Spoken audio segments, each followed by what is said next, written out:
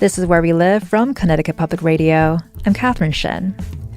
An act of translation is always an act of betrayal. The pure and faithful transfer of meaning from one language to another is impossible.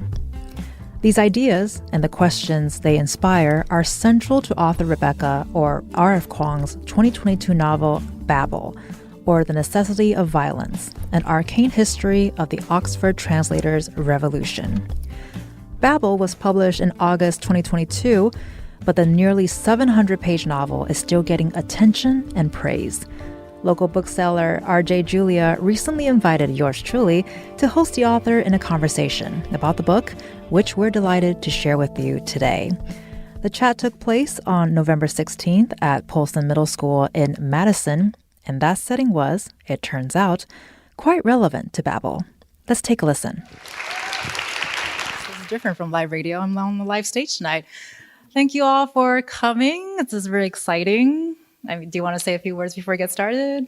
Oh, I just always feel so naughty when we do an event at a school because it feels like we shouldn't be here and they're going to kick us out any moment. It is taking me back a little bit now that you mentioned that. I wasn't thinking about it until this moment. So I'm going to take the next 2 hours to process the fact that I'm back in school and I'm not sure if I like it or not. But I think it's the lockers that really are sending me. Well, here's a funny story. Side note before we actually start this is, so I spent a lot of time in Taiwan during my childhood. And so a lot of my exposure to American school was like Babysitter's Club and like Nancy Drew. And so I thought when I came back to the States, so I'm originally from LA, I thought I was going to get those cool long lockers in like hallways and stuff. And I was denied that.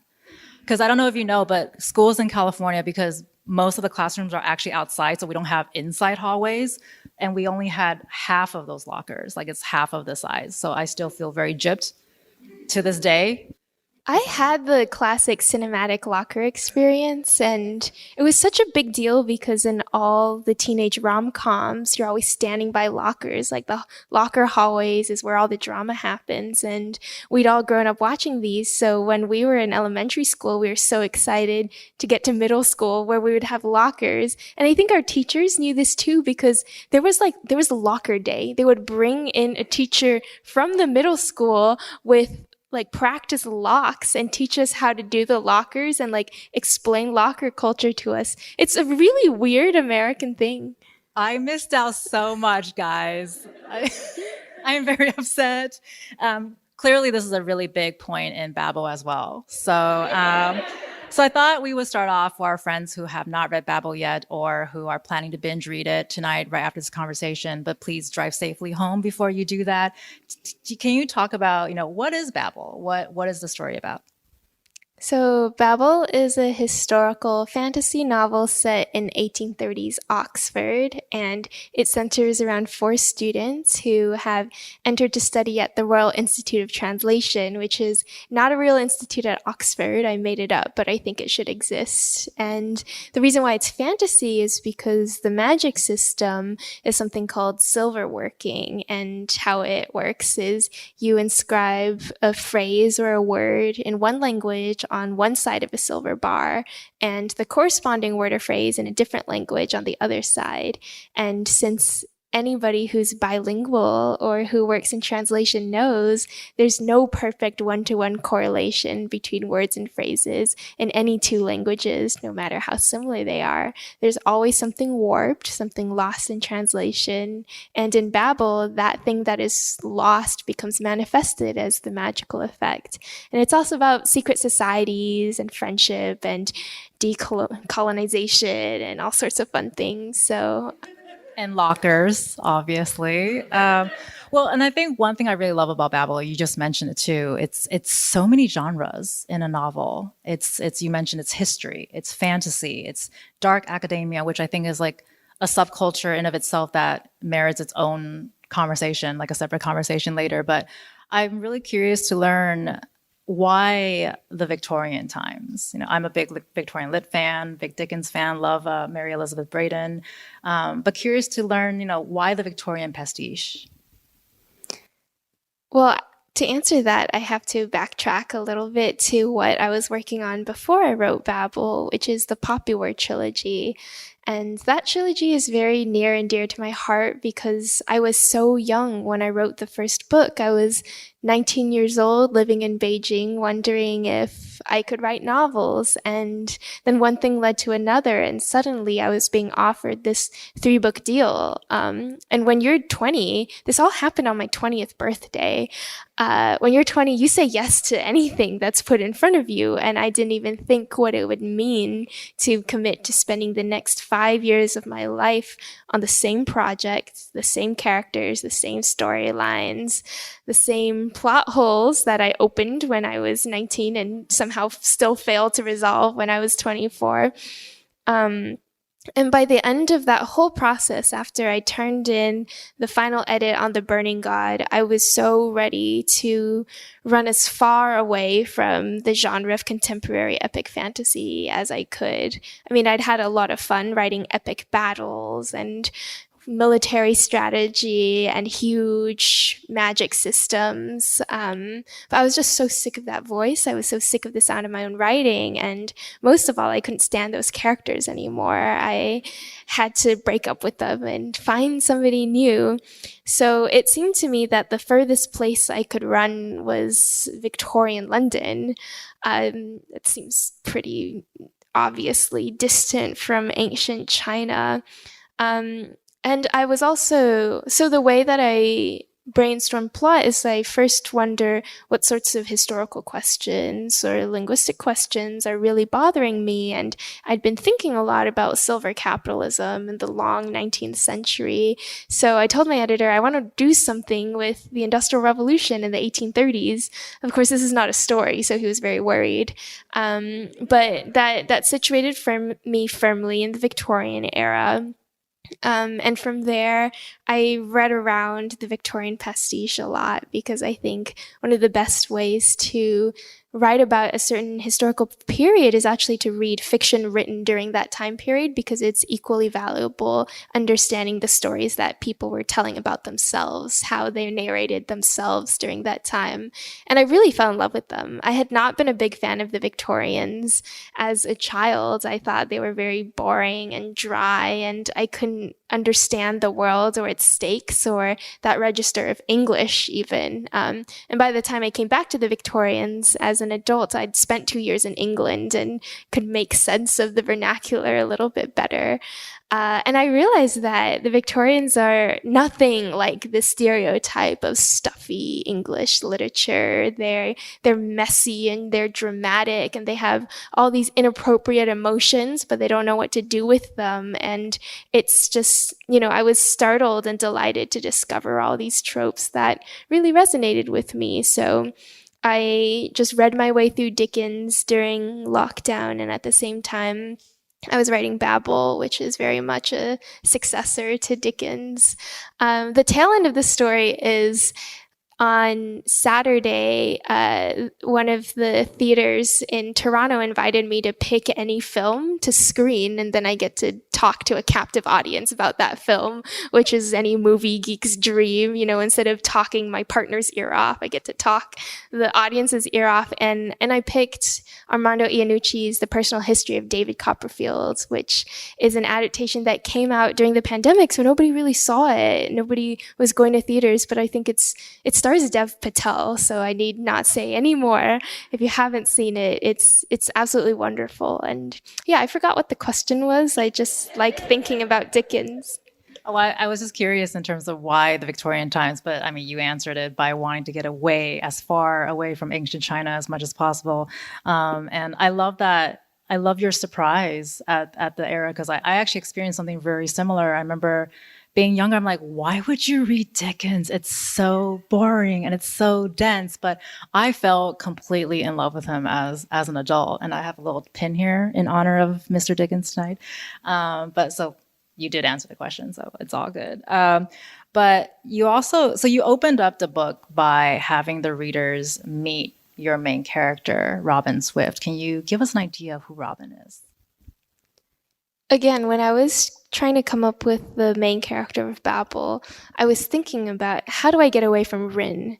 And Rin is the protagonist of the popular trilogy, and she has a very distinct personality. She is impulsive and brash and arrogant and so angry, and she wears her emotions on her sleeve, and she loves fiercely, and she has no patience for nuance. She's very determined and really just blazes her way through history. And at that point in my life, that was such a refreshing voice to write through, because I was learning to assert myself as well, and writing a fantasy character who was never shy, could never be coward, would just, place her stamp on history and remake the world as she saw fit. That was so empowering for me as a young woman to do.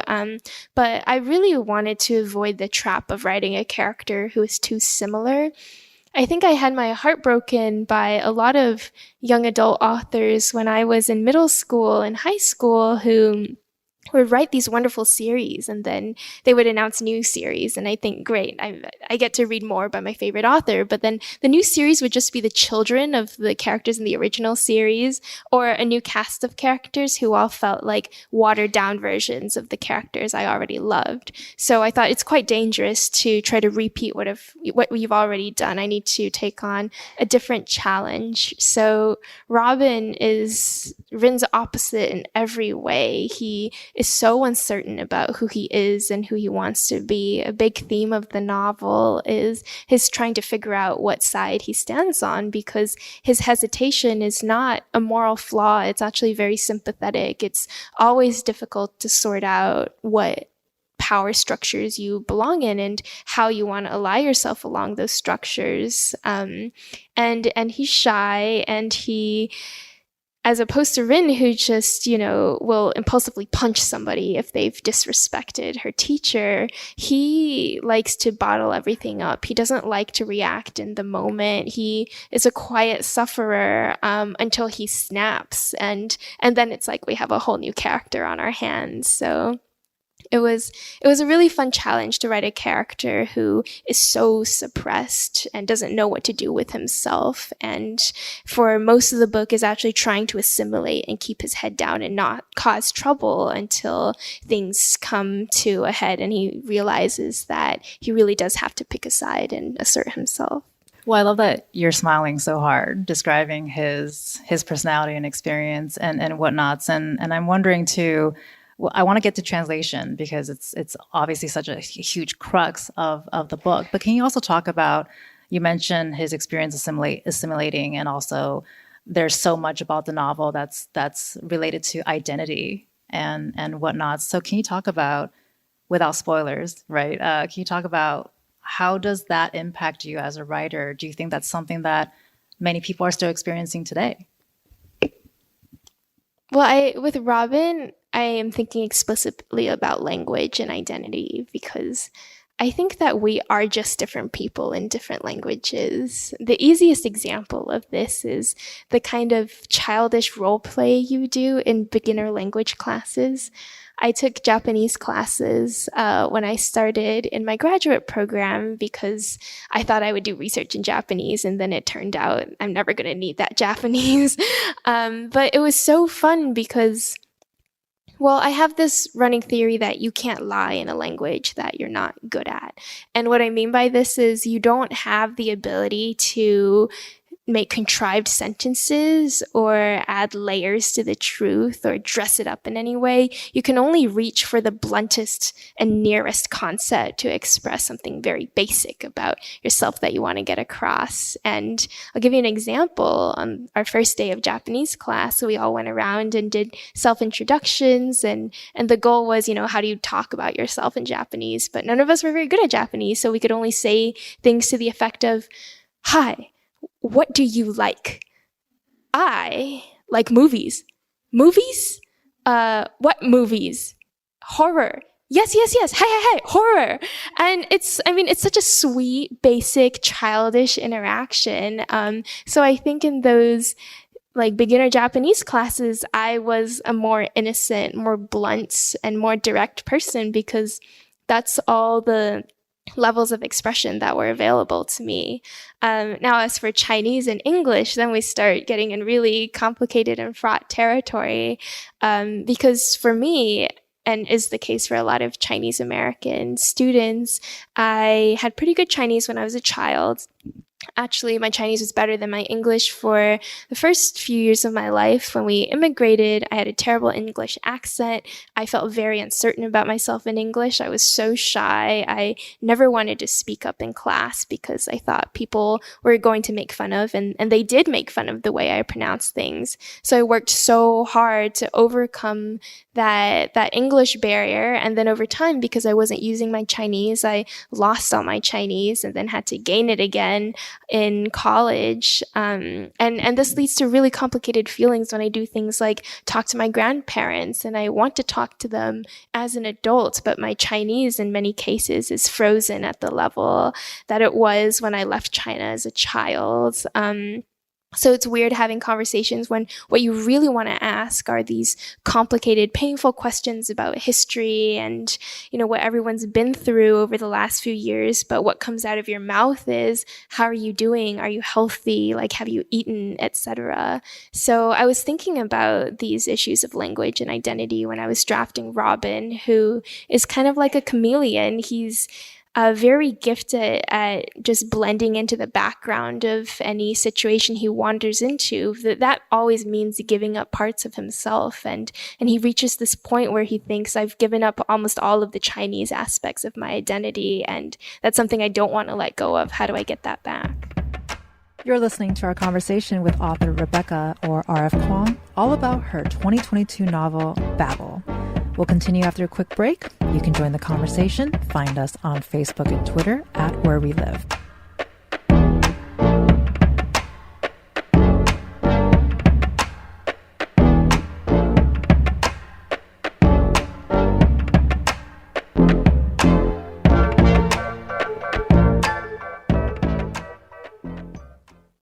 This is Where We Live from Connecticut Public Radio. I'm Catherine Shen.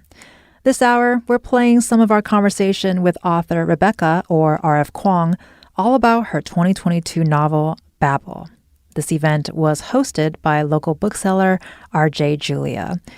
I asked Rebecca about the allure of academia and the kinds of academic authority she was calling into question. Take a listen. There's something called the dark academia genre, which I think is much more popular as a common phrase now than it was just a few years ago when I was starting to draft Babel, because so many dark academia books have been published in the last 4 or 5 years. But it used to be that dark academia really just referred to Donna Tartt's novel, The Secret History. And The Secret History is an archetype of this genre because it really is about the dangers of romanticizing the academy, and a very particular kind of academy too, an elite campus, very much like Princeton or Yale or Harvard, a place, and Oxford, of course, a place that feels disconnected from mundane reality, that feels like it could be anywhere in the past 1,000 years, that really harps on its nostalgia for a past that never was, a place where you can be suddenly transported to the 19th century and you're wearing, these big jackets and ties, and you're walking around smoking cigarettes and reciting poetry in the courtyard. And it's easy to imagine why this vision of the academy is attractive. I mean, elitism is always attractive. There's always this vision that from the outside, you desperately want to be a part of it. And this is the strength of The Secret History. It's told through a narrator who does not belong to this world and has found himself in close proximity with this gorgeous vision. And for much of the book, he'll do anything he can to get there on the inside and stay there and linger in that glamour. And this is very much how Robin feels when he gets to Oxford for the first time. And I think how a lot of students today feel when they land on campus for the first time. it's absolutely beautiful. It feels like a movie set. It feels like a place that is outside of time, that is very much divorced from the messy realities that we all live in, where you can just read philosophers and poets and novelists from centuries past and forget who you are and where you are. And I think there's some benefits to that mode of education. I also think that it is so important for the academy to remain firmly attached to reality, to live the life not just of the mind, but the life of the world. And the practices within the academy that reinforce this kind of ivory tower, for instance, publishing academic texts in deliberately obscure ways that make them inaccessible for anybody outside campus, the fact that you have to pay exorbitant amounts of money to read most of the current scholarship that's being published if you don't already have a university email address. I mean, I can go on and on about my frustrations about this divorce from reality, but it goes way, way back. And we haven't even touched on the ways that academies and the early universities in the US, Harvard, Princeton, Yale, William and Mary College, the ways in which they were not just complicit or adjacent to or benefited from, but active agents of projects of native genocide and perpetuating a slave society. I mean, there's an immense amount of documented history about that now, and we still treat these places as perfectly innocent, neutral, objective centers of knowledge production, when really they have, they've been built on blood and bones all along. Well, and then on that note too, you introduced us to Robin and some of the characters, and we talked about translation that I want to get back to as well. But I also want to talk about Oxford as a character and as a location. It's such a popular place for people to fictionalize. I'm sure we all probably have images of fictionalized Oxford in our minds, and it's also a place that had a lot of very well-known authors come out and write famous novels. And so I'm curious in terms of, your process in terms of blending history, blending real life experiences and creating your version of Oxford. What was that like? Was there a moment when you're researching Oxford and you're like, oh, that happened, and it shocked you and it propelled you to want to do this?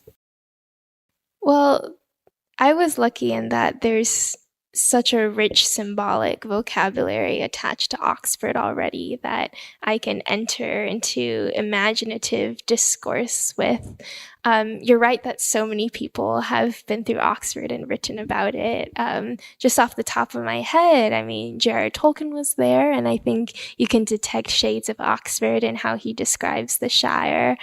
Philip Pullman was there, and Lyra's Oxford in the Golden Compass trilogy was a very vivid place for me when I was a child. Samantha Shannon went to Oxford, and she's written a fictional version of Oxford in The Bone Season. So by the time I actually stepped foot on campus, I had all these romantic expectations for this gorgeous place. And I mean, the thing about Oxford is that it really just is that gorgeous. It lives up to every expectation. And then what happens is that we all went, and then we were severely depressed the whole time we were in our programs, and that's a whole other conversation. I will say the beauty that I found in Oxford was not the romantic ideal of the student there. I was very disillusioned actually with my studies there and with the program, but with the friendship and found family I made when I was there. That's really at the heart of Babel's Oxford. The romance is not in the outside architecture or the nice libraries or the high teas. The romance is those dimly lit, tiny cramped student quarters where everybody's sitting cross-legged on the floor.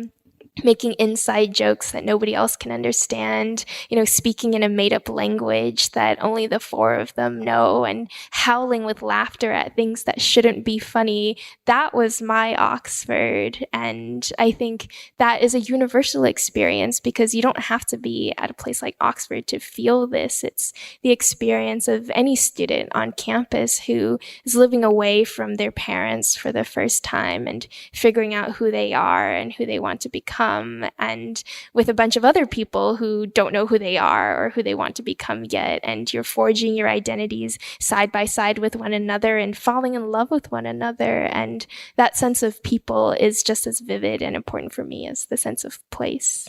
Well, I'm really glad you mentioned that, because I actually have a friend who's studying publishing there right now, and she described to me the exact same experience where she's so stressed out, but she met a group of friends that really made the experience, and she's still there, but she's really enjoying the experience now because she has friends that understand what they're going through. And I wanted to ask, because I love an academic setting, or a novel that's set in an academic setting. And I think one of the reasons why I love it so much is because of the friendships that you follow with the characters, and the shenanigans they go through. You think about yourself as a student and the shenanigans that you've done, and so there's a sense of relatability, I think, when you have a group of characters like in Babel, where they found themselves in this space. So can you talk about that kind of friendship and relationship, and maybe give us a glimpse of Robin's cohort, his main friends, and why was it important to present the way they're being presented?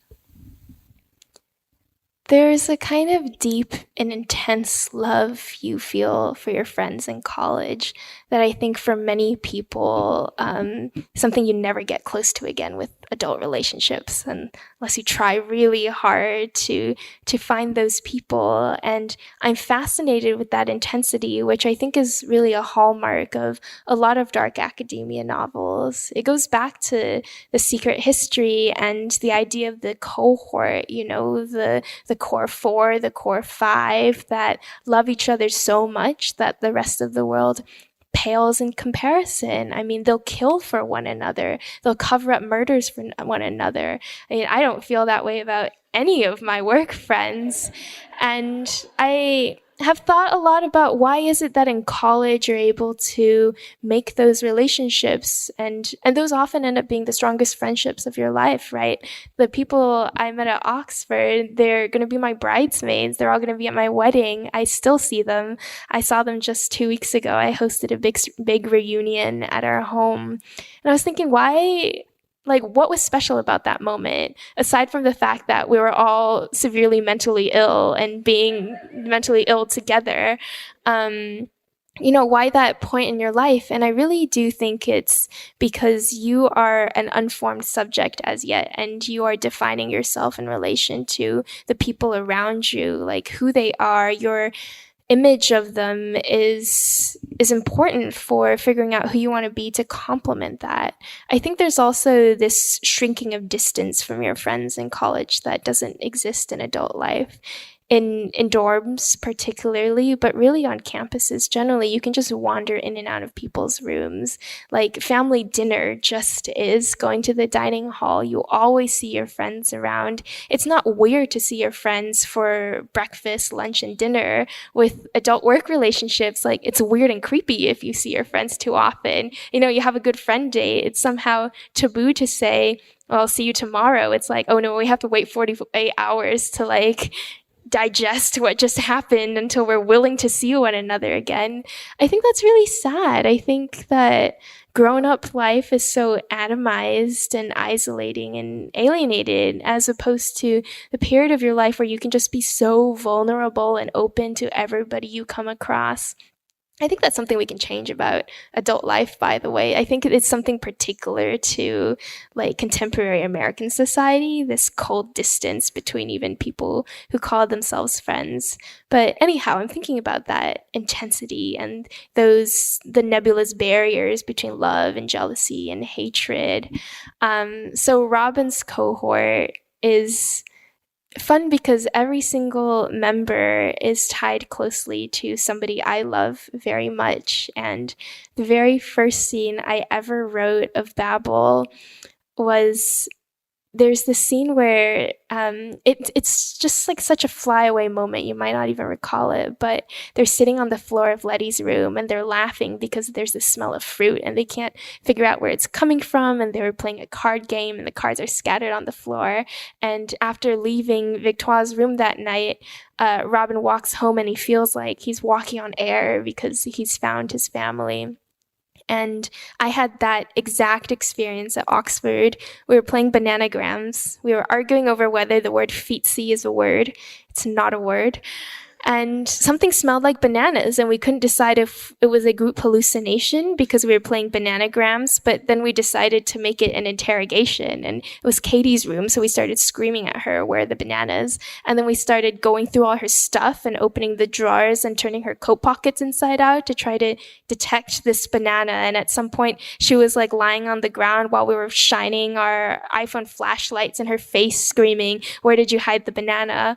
And it makes no sense, right? It's one of those inside jokes where it's only hilarious if you were there and you experienced it. But this was a few weeks into term, and when I walked home that night, I remember just feeling so giddy and relieved because I found a reason to be happy in this place. And then I went home and opened up my word processor and wrote that scene, and it has not changed word for word. The composition of it, I mean, the names have changed. I didn't even know who the main characters were at that point, so I just tossed in some filler names, or in some cases just used my friends' names. But that scene is what the rest of the story really is built around. I actually had a banana right before this, so I'm never going to see a banana the same way again. I see some waving, so I think my time is almost up. But I do want to ask, you mentioned intensity, and what a lovely experience that you've had in real life that you're able to translate or transfer really onto the pages. So you have friends that found each other and they have these amazing times together, but eventually they also have other kinds of intensities that follow into their lives. And so I want to talk briefly too about the role of student revolution in Babel and also in present day. I think it's one of those notions that a lot of people think, oh, when students are gathered together, it doesn't do anything or is weak, it's not going to go anywhere. But I actually find it very powerful, whether or not there's any literal impact. When young people are getting together in groups, making sure their voices are being heard, there's so much respect I have for that because that's not what I was doing when I was 15 or 16 or 22 or whatnot. So can you talk about the role of student revolution in Babel and just, what are your thoughts of having that as such a sort of a main draw, your driving force in the story? I've been interested in student revolutions across history for a long time. They are very central to Chinese history and Taiwanese history as well. There are so many examples of major protests and students in the streets demanding political change. And I've read a lot about student revolutions in other countries across time. And the thing about student revolutions is that they almost always fail. And so often they're just crushed, like brutally crushed. And it's not hard to imagine why. Students are not soldiers. They have no weapons. They're young and they're naive and they're idealistic and they have dreams that are completely out of proportion to what the current situation demands. And most of the time they're brutally repressed. But then why is it that those revolts echo across history, that we still know their legacies, that we're still thinking about them and talking about them? And I think that's because the student's weakness is precisely his allure, the fact that the student is so naive and doesn't have the jadedness of somebody who's been through more, the fact that students are dreamers, that they are romantic idealists, that kind of hope, that kind of ability to imagine an alternate future is beautiful and it matters. And I hope we keep seeing that. You're listening to our conversation with author Rebecca, or RF Kuang. We'll pick up after a quick break. You can join the conversation. Find us on Facebook and Twitter at Where We Live.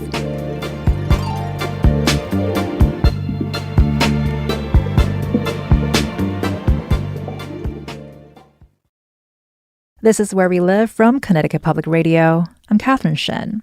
This hour, we're airing our recent conversation with author Rebecca, or RF Kuang.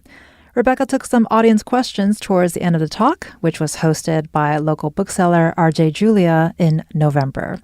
The first question was about the idea of exploitation on college and university campuses. Here's Rebecca's answer. Yes, it's also a bit tough to draw a direct parallel between how universities treat faculty and graduate students and undergrads today versus what I'm writing about in the 1830s, because the kind of exploitation that is most obvious in the text is the exploitation of somebody who otherwise would never be welcome at Oxford, could not possibly matriculate, and is really valued only because they are foreign, because they speak languages and have mother tongues that are not Queen's English, right? And so their very position is this precarious one where their outsiderness is what they're valued for and is the reason why they can never fully be seen as men of Oxford.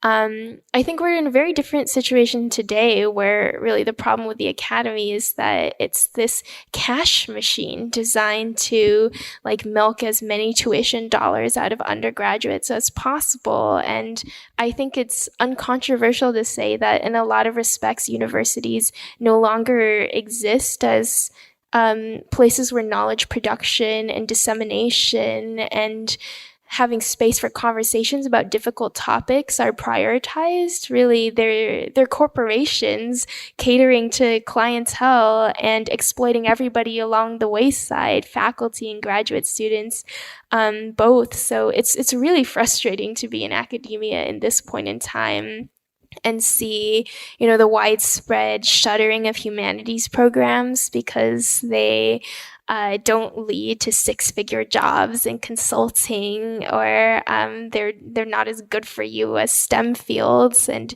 it's so sad to see comparative literature departments going and language departments that made the news recently. And it's especially hard to be somebody in ethnic studies who wants to teach marginalized histories. I teach Asian American history now. Enrollment for that class is much lower than it was in previous years. And to think that there was a brief boom in the 70s when there was a genuine interest in these histories that were untold and still largely to this day are not recognized or widely disseminated. And to think that the university does not care about that and it will be impossible to find jobs in those fields in the future, it's terrifying. It's a very different phenomenon than what Babel is describing, but maybe I'll write about that in the future. I don't know. One audience member asked about Rebecca's choice to leave the protagonist's real name a mystery and whether she might reveal it, a question the author was more than prepared for. Everybody likes to ask that question during signings, and people are so sneaky about it. They'll be like, by the way, what's Robin's birth name? And I'm like, and you think I would tell you right now.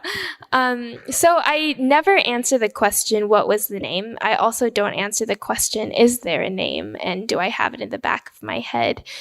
Because I'm kind of an extremist about how much the author's attitude or framing of reality matters outside of what is put on the page. So I differ from a lot of authors who think, well, I made the universe, I made the characters, and I know all this background information on them that you don't, and my thoughts on that are the authoritative versions.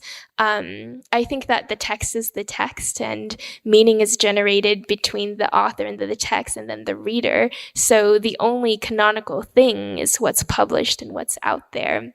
And that is the full reflection of my intent for the story.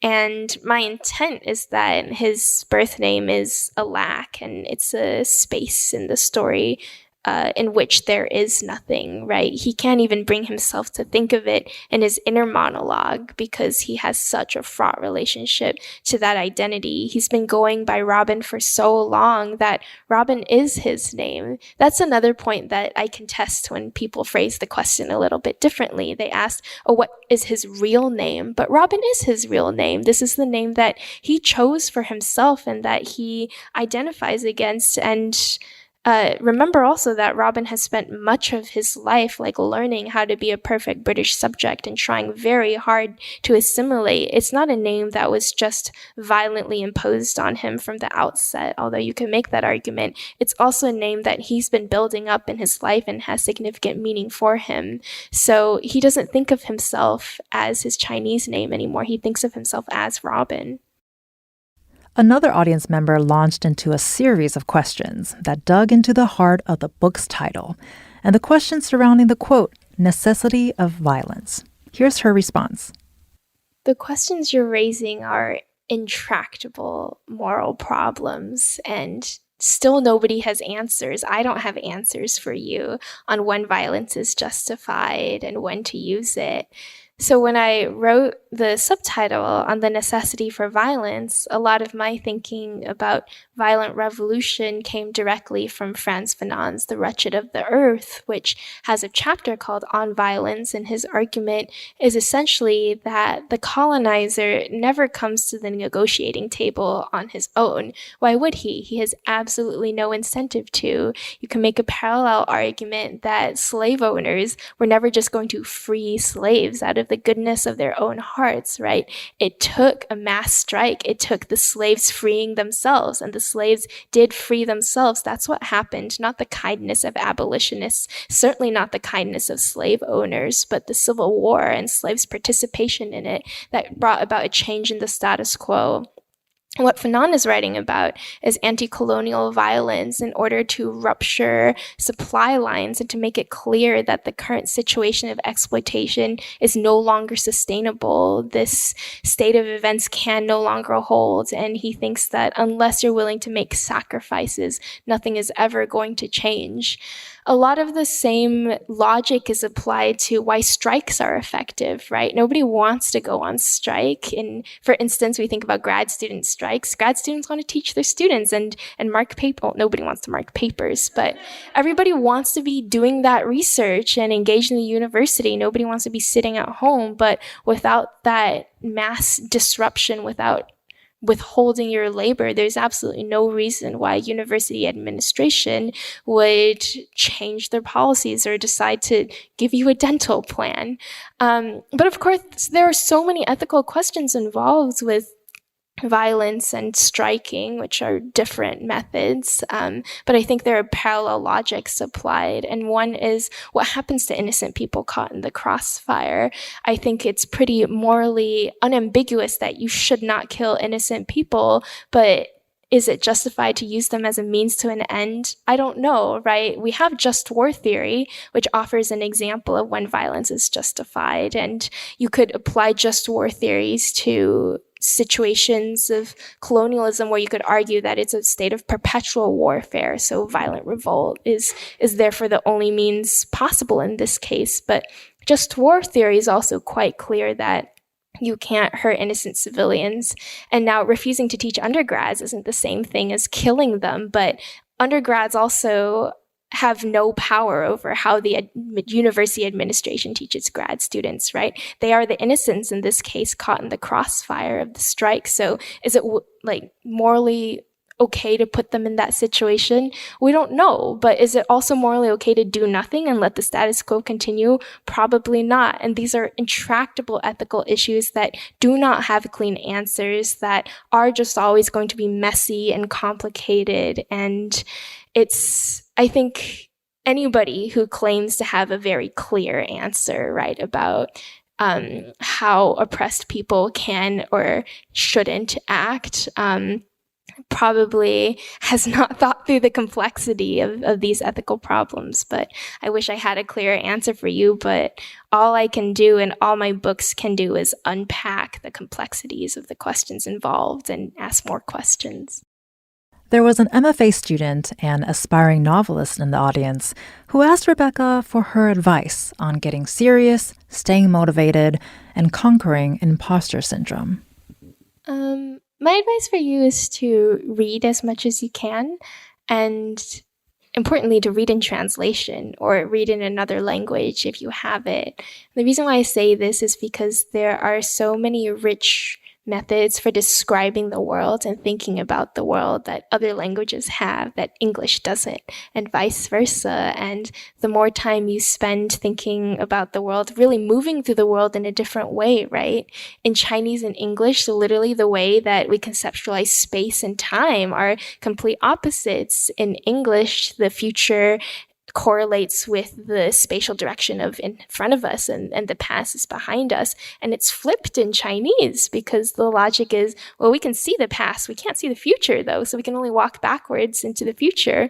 So if even such basic concepts as space and time change from language to language, think about, emotion words, the rich vocabulary of emotions from language to language, foods, all sorts of sensory experiences, the way that you conceive of interpersonal relationships.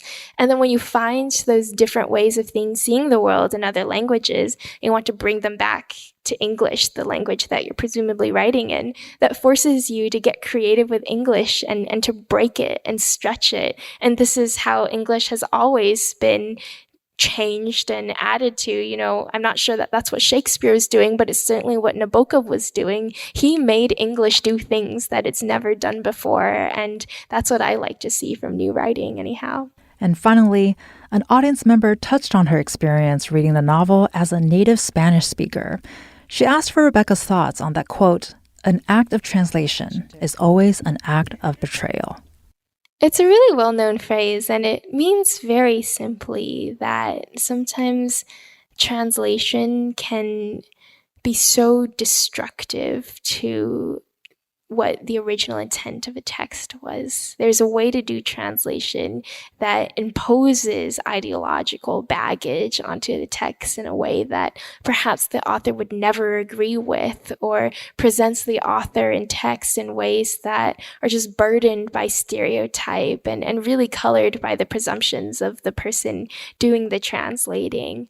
On the other hand, translation isn't always an act of violence. I actually think that statement is false. I think translation is magic. I obviously don't oppose the act of translation itself. The reason why I came to silver working as the magic system is in Babel is because I'd been working as a translator shortly before I started writing Babel, and I thought, translation, the mundane translation that we have in our world, is literally magic. If you think about it, it is magic that we can read Aristotle today and we're debating him and trying to figure out what he means and how he might apply to our lives, right?